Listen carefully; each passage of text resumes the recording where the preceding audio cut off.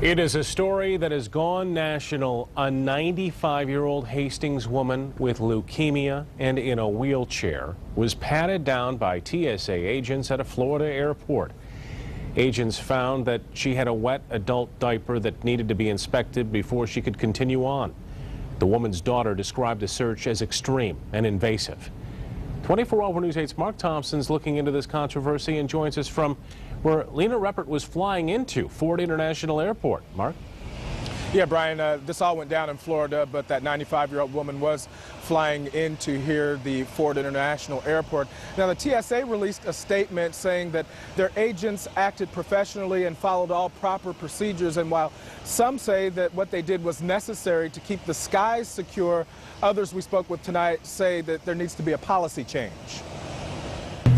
Jocelyn Detloff is Development Director for Disability Advocates of Kent County. She uses a wheelchair and knows what it's like to travel by plane and go through the TSA screening process at the airport. When I go through a pat down, you know, they swab my hands, they swab my wheels, they swab my chair to make sure there are no chemical substances on it. And sometimes, she says, they'll make her lift up in her chair to check the cushions under her seat.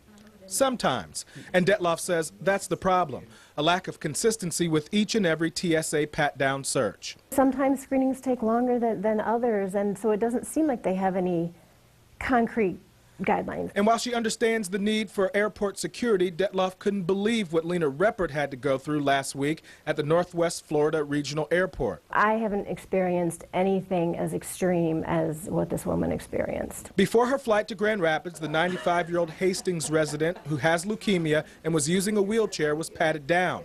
And when TSA agents felt something suspicious on her leg, she was taken to a private room. Agents found Reppert was wearing a wet adult diaper that needed to be inspected. Eventually, Reppert and her daughter decided to take off that diaper so she could continue on her way. It was an episode of embarrassment, so to speak, but then I got on the plane okay, and after that everything was okay.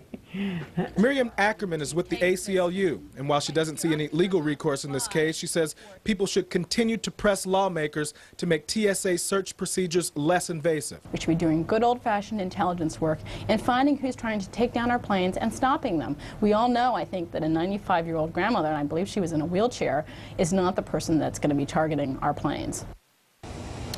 And we've got to point out that Mrs. Reppert did not have a problem with that search. We did put a call into her congressman, Justin Amash, but we have not heard back from him tonight. We're live at the Ford International Airport. Mark Thompson, 24-Hour News 8.